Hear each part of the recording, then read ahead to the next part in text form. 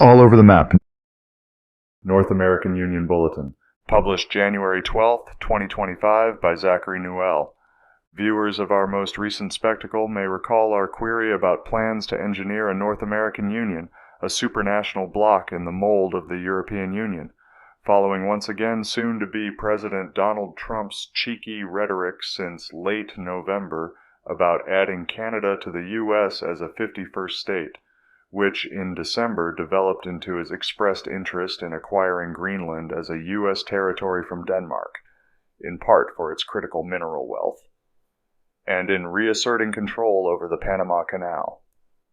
Though his rhetoric struck a favorable chord with Canadian capitalist media personality Kevin O'Leary, the recently resigned Canadian Prime Minister Justin Trudeau naturally rejected Trump's proposal, as did Danish Prime Minister Mette Frederiksen, whose defense minister coincidentally announced in $1 $5 billion increase to Denmark's spending on Greenland's defense, while Panamanian President José Raúl Mulino asserted his country's sovereignty over the canal, which the country gained in 1999 under a neutrality treaty guaranteeing equal access for all nations.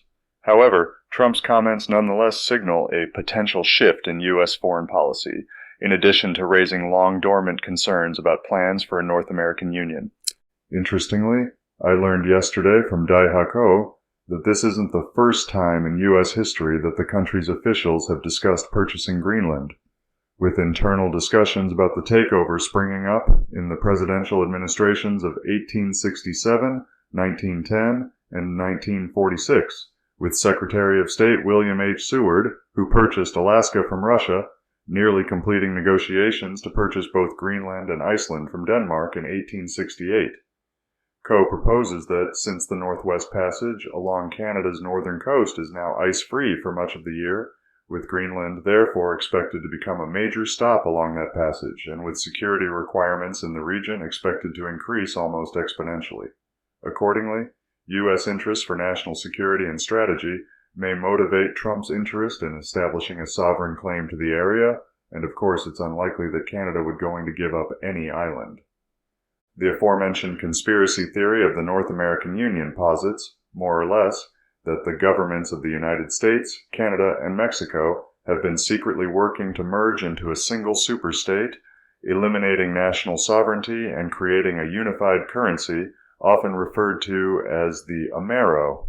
Proponents of the theory argue that this integration was previously advanced through trade agreements like NAFTA and policies that supposedly erode national borders. Of course, it's interesting that Trump would stoke fresh fears over a North American Union, given that NAFTA's successor, the U.S.-Mexico-Canada Agreement, USMCA, replaced NAFTA in 2020, fulfilled Trump's 2016 campaign promise to overhaul what he called the worst trade deal ever made. Certainly, critics will point out a lack of credible evidence supporting the existence of any plan for a North American Union, and would suggest the theory has been fueled by concerns over globalization and loss of national identity, which allowed it to gain traction in certain political and fringe circles. However, those critics may not be aware yet of similar proposals in history. For example, the American Technate, championed by the Technocracy movement during the Great Depression, which advocated for a technocratic society led by engineers and technicians, and aimed to replace capitalism and representative government with scientific planning, emphasizing energy-based economics and centralized control. Under Howard Scott, the movement proposed authoritarian measures, including strict economic controls and isolationism, and territorial expansion to create a Technate of America, encompassing North America, Central America, the Caribbean, and beyond.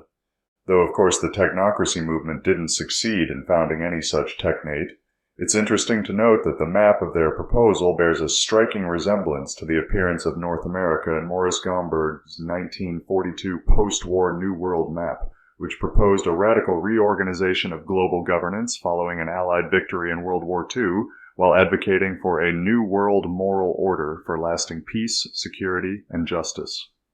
Gomberg's vision divided the world into federations such as the United States of America, the Union of Soviet Socialist Republics, the United States of Europe, and others.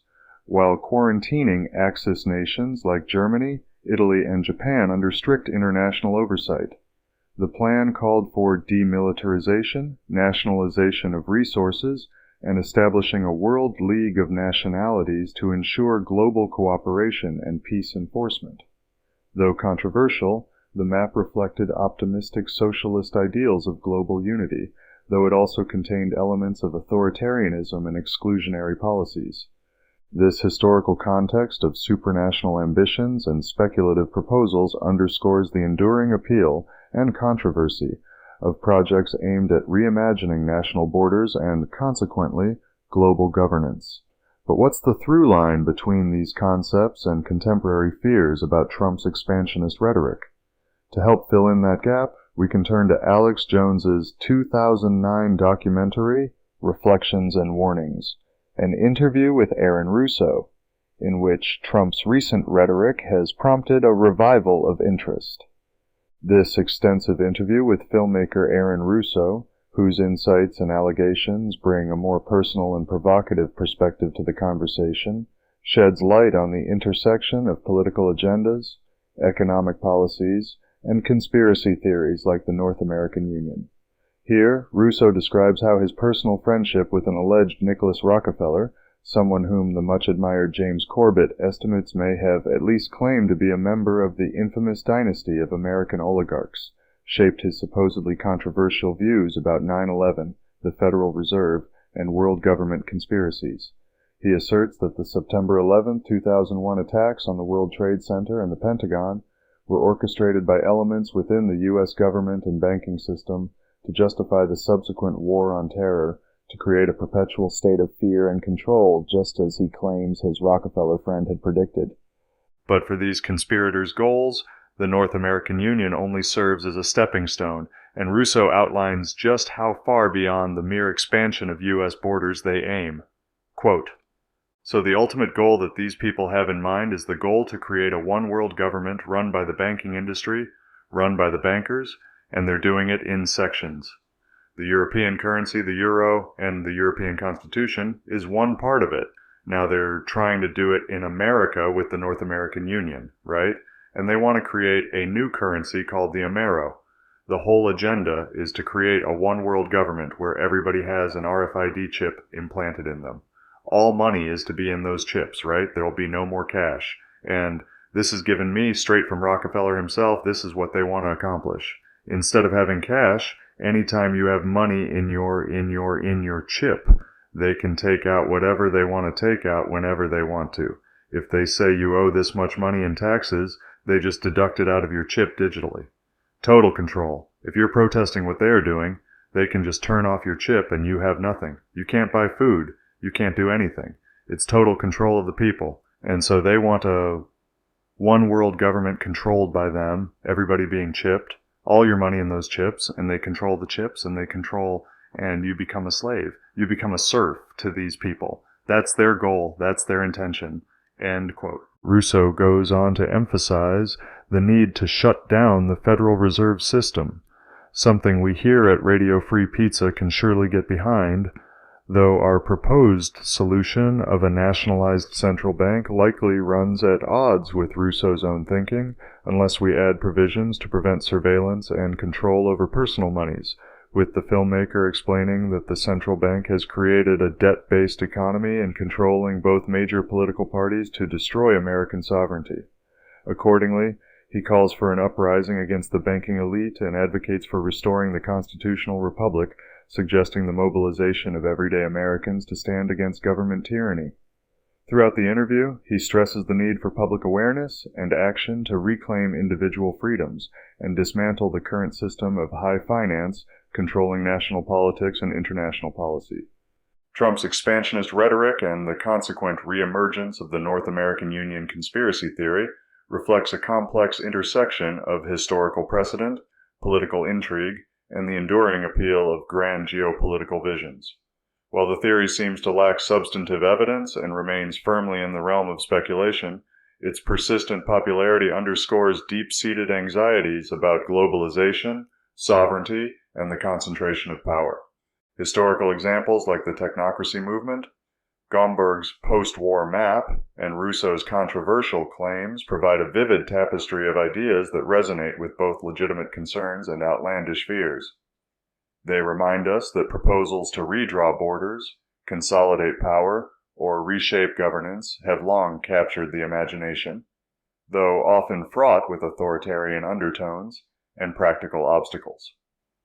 Regardless of whether Trump's rhetoric signifies a genuine shift in U.S. foreign policy or merely serves as political theater, it invites us to examine broader questions about national identity, global cooperation, and the balance between security and liberty. As history has shown, such ambitions, whether real or imagined, demand vigilant scrutiny to ensure that bold visions do not erode the principles of representative governance and national self-determination. In the end, perhaps the real challenge lies in distinguishing between pragmatic strategies to control mineral deposits or shipping lanes, of which not just Greenland has both, but Panama too, and the emotional allure of grand conspiracies, though of course we can't say why these should be mutually exclusive.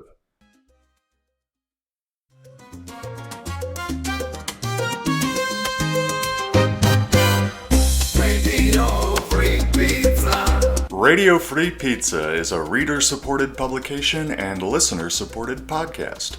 To see all our work, visit www.radiofreepizza.com or search for Radio Free Pizza on all your favorite social media and podcast platforms.